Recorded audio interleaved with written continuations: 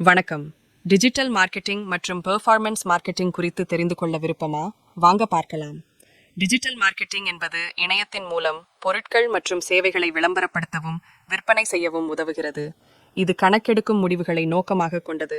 உதாரணமாக, வீடியோ பார்வைகள், லீட்கள் மற்றும் விற்பனை ஆகியவை முக்கியமான விளைவுகளாக இருக்கும். பெர்ஃபார்மன்ஸ் மார்க்கெட்டிங் என்பது டிஜிட்டல் மார்க்கெட்டிங்கின் ஒரு பகுதி.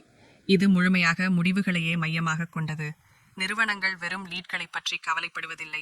அவர்களுக்கு முக்கியமானது கேம்பெயின் மூலம் எத்தனை விற்பனைகள் கிடைத்தன என்பதே. முக்கிய வித்தியாசங்கள்: டிஜிட்டல் மார்க்கெட்டிங்கில் நிறுவனங்கள் SEO, சமூக ஊடகம், இமெயில் மார்க்கெட்டிங் போன்ற கேம்பெயின்களை இயக்க ஏஜென்சிகள் அல்லது இன்ஹவுஸ் குழுக்களுக்கு ஒரு நிலையான தொகையை செலுத்துவர். ஆனால் பெர்ஃபார்மன்ஸ் மார்க்கெட்டிங்கில் விளம்பரதாரர்கள் குறிப்பிட்ட செயல்பாடுகளின் அடிப்படையில் மட்டும் பணம் செலுத்துவார்கள். Cost per click, cost per acquisition. Performance marketing உடனடி முடிவுகளை தரக்கூடியது.